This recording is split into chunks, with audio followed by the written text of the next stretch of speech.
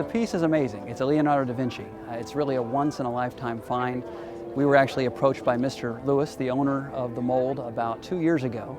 And he had heard about us through various sources. I'm the appraiser on Pawn Stars, and we also have a relationship with the Bellagio.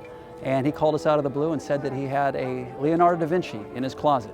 I was at the right place at the right time. And in 1987, I had the opportunity to purchase the mold that was made directly from the Leonardo da Vinci horse and rider.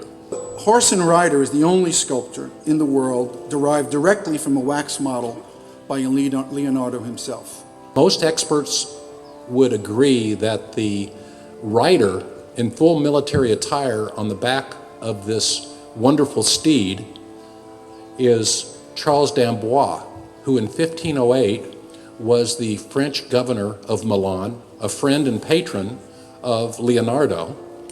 And most experts would agree that this is a maquette, or model if you will, of what was going to be a much larger dedication to his friend and patron, a monument to him that was never completed. It's amazing that how a face on a sculpture like this, the size of my fingernail on my pinky finger, can look exactly like the portrait that hangs in the Louvre of Charles d'Amboise. It's absolutely amazing.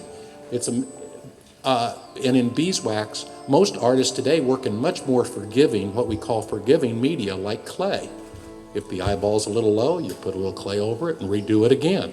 Beeswax is not that forgiving, and the proportions throughout this entire piece, both the anatomical proportions of the rider, the horse, the command of the horse, this was really something that was lived through the eyes of one of the greatest men to ever walk this earth.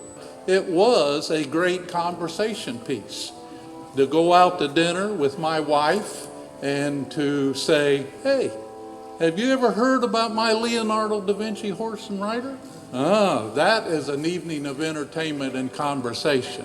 We've spent about the last 2 years researching, checking authenticity, checking provenance, restoring the piece, and here we are at the prestigious Greystone Mansion, unveiling the piece to the world. Couldn't be more excited.